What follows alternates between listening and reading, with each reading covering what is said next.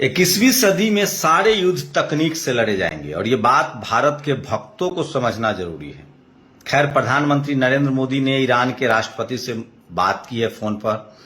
कांग्रेस ने ईरान के साथ खड़ा होने का फैसला किया और भारत सरकार से अपील की है कि हमें ईरान के साथ खड़ा होना चाहिए। अखिलेश यादव ने भी कहा है कि ईरान के साथ हमें खड़ा होना चाहिए। तो भारत की हमेशा से पॉलिसी रही ईरान के साथ। लेकिन सबसे बड़ी खबर है अमेरिका ने इजराइल को फंसा दिया है। याद कीजिए, अमेरिका ने कहा था जब इजराइल ईरान पर लगातार हमले की धमकी दे रहा था, उस समय ईरान ने कहा था कि इस बार नक्शे से इजराइल खत्म हो जाएगा और उसने हमले की कोशिश की और ये होता हुआ दिख रहा है। अमेरिका ने जो B-2 से बम्बार्डिंग की है, जो बम गिराए हैं, उससे साफ है कि जो तीनों शहर है, फोर्डो और नंताज और इस्फहान, इन तीनों शहरों में कोई परमाणु लीक की खबर नहीं आ रही है। लेकिन ईरान ने कहा है कि यह हमारी संप्रभुता पर हमला है, यह हमारे सम्मान पर हमला और हम इस हमले का करारा जवाब देंगे।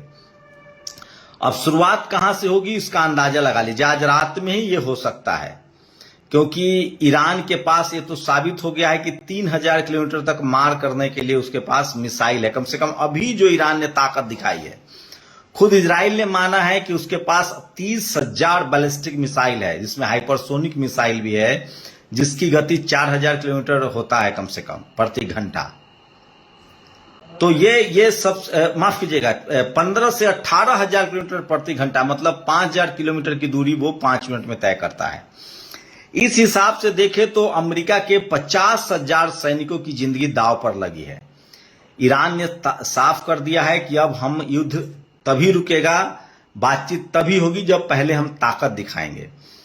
तो सामर्थ्य वो अपना दिखाना चाहता है। इजराइल ने सोचा था कि ईरान पर हमला करेंगे, ईरान पर बमबारी करेंगे और ईरान की हालत फिलिस्तीन जैसी होगी या लेबनान जैसी होगी और वो घुटने टेक देगा। लेकिन ताजे हमले के बाद ईरान पर जब हमला हुआ और ईरान ने जिस तरह से पलटवार किया और जिस तरह से इजराइल के शहर, खासकर राजधानी तेल अवीव, उसका समुद्री बंदरगाह वाला शहर हाइफा, ये सब शहरों पर लगातार आज तो और लगभग 50 मिसाइलें ईरान ने दागी है। आज खबर है कि आज रात में जहां जहां ठिकाना है अमेरिका का मिडिल ईस्ट में, उस पर हमला होगा।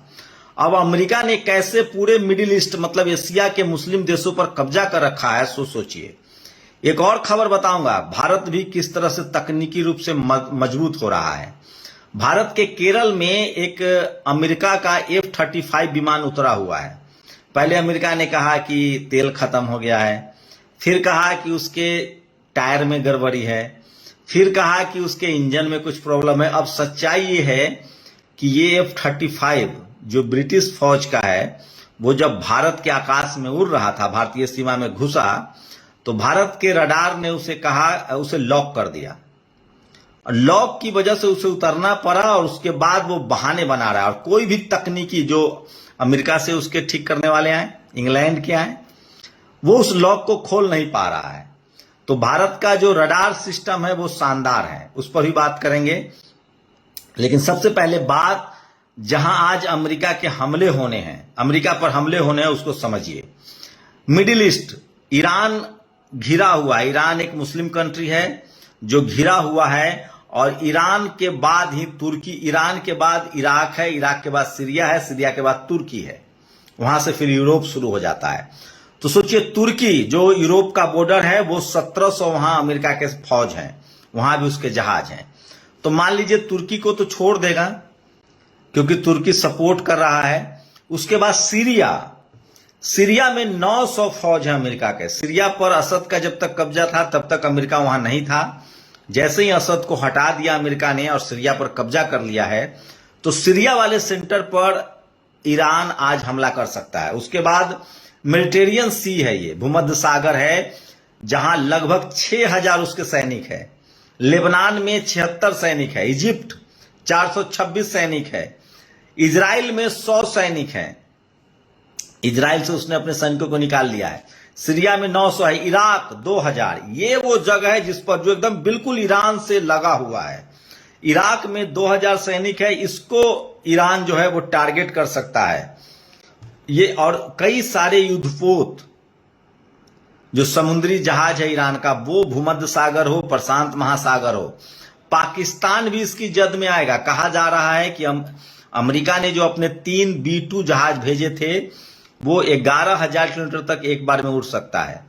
इसका मतलब है कि वो अमेरिका से उड़कर आया, फिर उसने अटैक किया, फिर पाकिस्तान ने उसको रिफिल किया, उसमें तेल डाला और वो फिर 11,000 किलोमीटर उड़ के वापस चला गया। पाकिस्तान निशाने पर आ सकता है। कतर में 10,000 सैनिक है। एक दिजुबूती है जो छोटा सा देश है, वहां पर 4,000 सैनिक है। अरेबियन सी, अरब सागर में लगभग 1,000 सैनिक है। यूएई में यूनाइटेड अरब अमीरात में 5,000 सैनिक है। कतर में 10 है। बहरीन में 4700 है। और सोचिए ये तमाम देश अब अमेरिका से पल्ला झाड़ लेंगे। वो कहेंगे कि आपने हमला किया है तो आप झेलिए। सऊदी अरबिया में 2,000 है। जॉर्डन में 3,000 है। जॉर्डन पर हमला हो सकता है, इराक पर हमला हो सकता है। कुवैत में 10,000 है। और ये सब 300 किलोमीटर से 185 माइल्स की दूरी पर है। गल्फ में 500 सैनिक है उसके। तो ये ईरान के चारों तरफ जो ये सैनिक है अमेरिका के, इन अमेरिकी अड्डों पर हमला हो सकता है। और सबसे बड़ी बात, नॉर्थ कोरिया के पास ऐसे मिसाइल्स हैं जिनकी डिस्टेंस, मारक क्षमता 10,000 से 18,000 किलोमीटर है। चीन के पास भी ऐसी मिसाइलें हैं, रूस के पास भी ऐसी मिसाइलें, और दुनिया जान रही है कि नॉर्थ कोरिया, चाइना और रूस जो है वो ईरान की मदद का वादा कर चुका है। इसका मतलब है कि ये इतना आसान नहीं है अब अमेरिका के लिए बचना, और इस पर हमला तो होगा। ये सबसे बड़ी खबर बता रहा हूं कि ईरान की मुश्किलें अब बढ़ने वाली है। अब एक F-35 की कहानी बता रहा हूं। 7 दिनों से ये अमेरिका का जहाज था, अमेरिका ने बनाया है इसे और इसे बेचा है इंग्लैंड को। इंग्लैंड के पास ये फाइटर प्लेन है। ये 7 दिनों से भारत में खड़ा है एयरपोर्ट पर। पहले कहा गया कि, बयान दिया कि फ्यूल खत्म हो गया था, फिर कहा गया हाइड्रोलिक सिस्टम फेल हो गया, फिर कहा गया कि इसमें मतलब तकनीकी खराबी है। अब सच्चाई यह है कि एयर डिफेंस रडार F-35B को जैसे ही भारतीय वायु सीमा में एंटर करते देखा, वैसे ही उसे ट्रैक और लॉक कर दिया। अब यह लॉक इतना सटीक और अचूक है कि न तो पायलट सिस्टम्स को बाईपास कर पा रहा है, न ही अमेरिकी इंजीनियर इसे अनलॉक कर पा रहे हैं। अब बात भारत के लिए, सोचिए आप सबको पता है हम मुगलों के गुलाम इसलिए हुए क्योंकि हम आस्था और अंधविश्वास के सहारे बैठे थे। मुगल मामूली सा उस समय तलवार और 1,000-2,000 घोड़ा लेकर आते थे और हम लोग अपने आस्था के सहारे बैठे रहते थे कि हमारे देवता, हमारे भगवान लड़ेंगे आकर। ये वही लोग हैं बेईमान लोग जो अभी खबर फैला रहे थे कि गीता बच गया जहाज में और पैसेंजर मारा गया। एक बाबा ने अच्छा कहा है कि पैसेंजर बच जाते और गीता जल जाता। उसमें भी खबर आई कि वो गीता जो है वो हॉस्पिटल में छात्रों का था। अब बता रहा हूं आज के डेट में भक्त क्या करे। सोचिए आज ये साबित हो गया कि अब तकनीक का युग है। ईरान आज इसलिए बच रहा है क्योंकि उसके पास आधुनिक बैलिस्टिक मिसाइल है, हाइपरसोनिक मिसाइल है, सुपरसोनिक मिसाइल है। अब भारत के भक्तों के लिए खबर है, आज के डेट में आपको सुरक्षित रहना है। आज के डेट में दुनिया में 3 ही देश सुरक्षित है, अमेरिका, रूस और चाइना, क्योंकि इन तीनों के पास सबसे मजबूत ताकत है। चौथे नंबर पर भारत है। हमारे वैज्ञानिकों ने भी मिसाइल्स बना रखे हैं। हमारे पास भी 10,000 से 15,000 किलोमीटर तक के मिसाइल्स हैं, बैलिस्टिक मिसाइल्स भी हैं, हाइपरसोनिक मिसाइल भी है।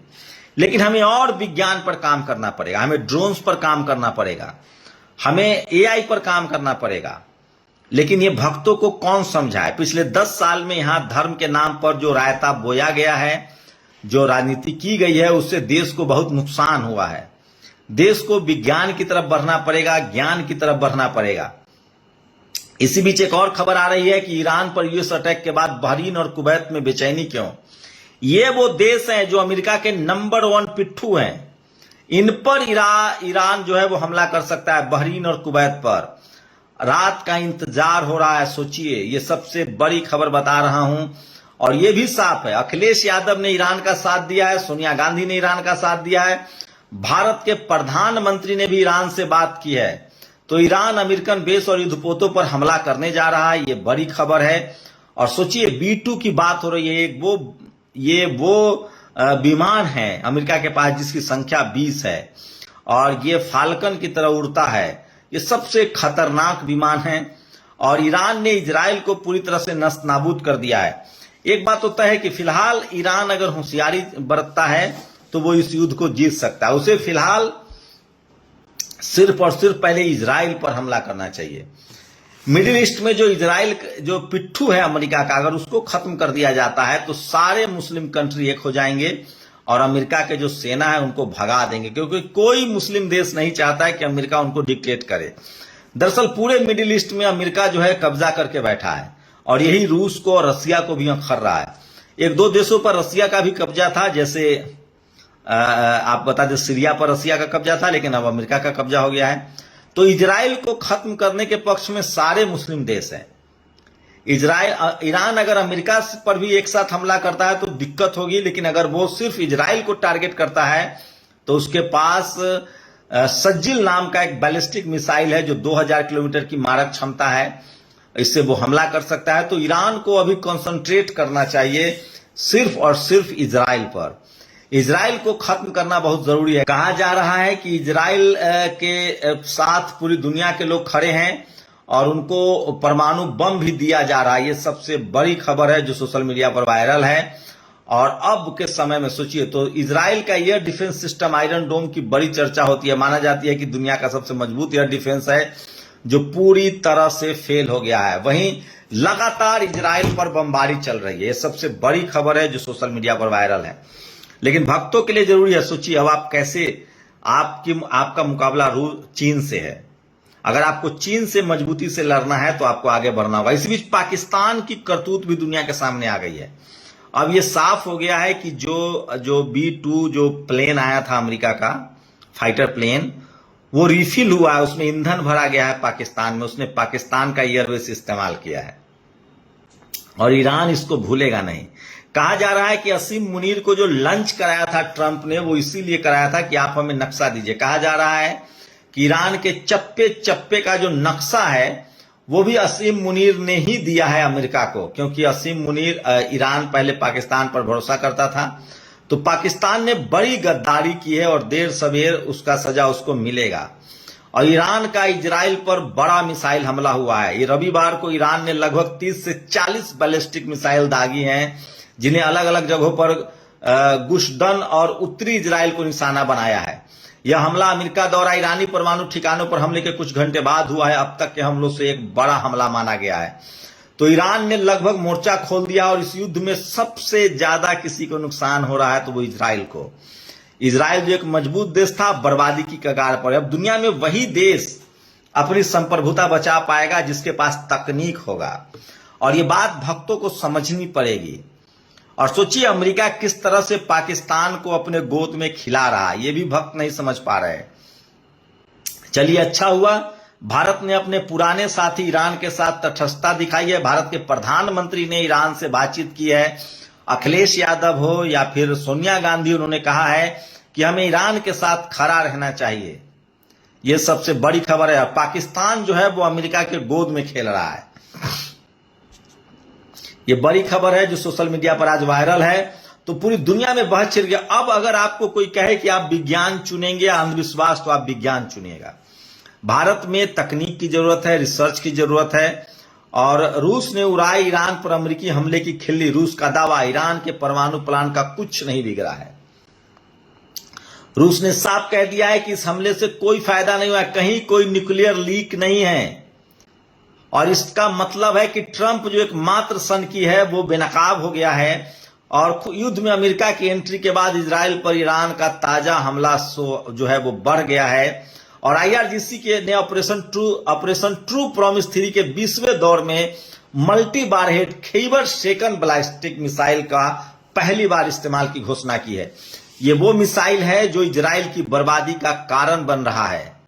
ये सबसे बड़ी खबर है और दुनिया को अब समझ लेना चाहिए कि अगर आपको अमेरिका से बचना है तो आपको तकनीकी रूप से मजबूत होना पड़ेगा। भारत तकनीकी रूप से मजबूत है, भारत की सेना मजबूत है, लेकिन हमें और DRDO को मजबूत करना होगा। हमें अपने fighter planes, drone, AI develop करना पड़ेगा। और सबसे बड़ी बात, अब लंबी दूरी के जो मिसाइल्स हैं उसको भी काम करना पड़ेगा।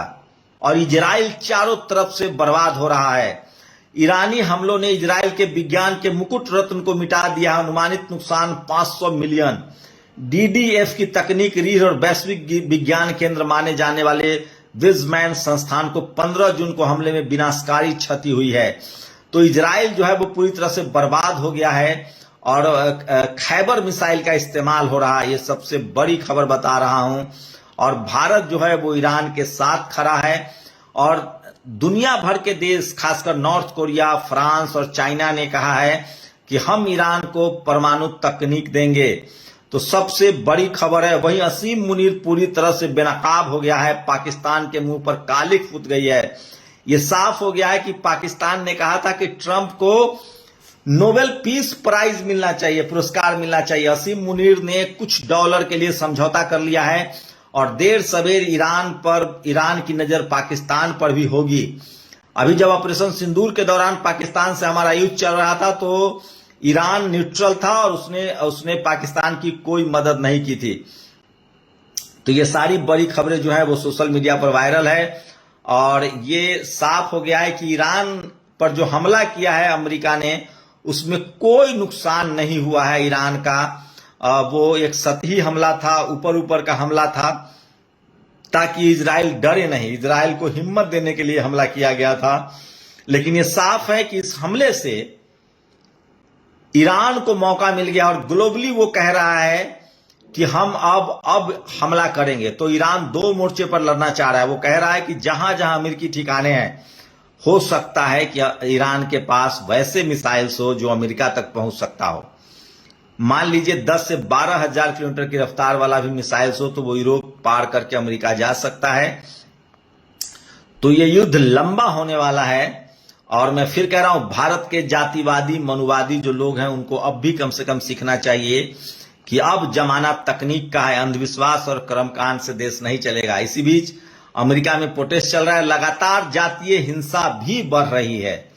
तो ये सबसे बड़ी खबर है। पाकिस्तान रडार पर है। मध्य प्रदेश के जिला सागर के देवरी चौधरी गांव में दलित युवक ओमकार अहिरवार की बेरहमी से नृशंस हत्या कर दी गई है। चंद्रशेखर आजाद ने ट्वीट किया है। इसी बीच लगातार जातीय हिंसा बढ़ रही है। तो सोचिए इन भक्तों का क्या किया जाए। भारत आज पीछे है तो इन जातिवादी मनुवादी गुंडों से। और अब आपको सोचिए, ईरान ने साबित कर दिया है कि ईरान के पास आज मिसाइल नहीं होता तो उसे इजराइल रौंद देता। लेकिन ईरान को मिसाइल की ताकत ने बचा लिया। यह सबसे बड़ी बात है। और ईरान ने बेस और युद्धपोतों पर हमला करने जा रहा है। व्यापक खुफिया निगरानी के बाद हमने अमेरिकी आक्रमण में भाग लेने वाले विमानों के प्रक्षेपण स्थलों की पहचान की है। अमेरिकी सैन्य ठिकानों को दर्दनाक प्रतिक्रिया की उम्मीद है। तो ईरान ने कह दिया है कि वो कुछ इलाकों में बड़ा हमला करेगा। आज की रात, रविवार की रात भयानक होगी और ईरान कई अमेरिकी ठिकानों पर हमला कर सकता है। शुक्रिया। नेशनल दस्तक की आपसे गुजारिश है कि अगर इसको बचाना चाहते हैं तो नेशनल दस्तक को सब्सक्राइब करने के लिए रेड कलर के सब्सक्राइब बटन को दबाएं, फिर बेल आइकन की घंटी दबाएं। नेशनल दस्तक को बचाने के लिए बहुत जरूरी है कि हर खबर को शेयर करें, लाइक करें, कमेंट जरूर करें।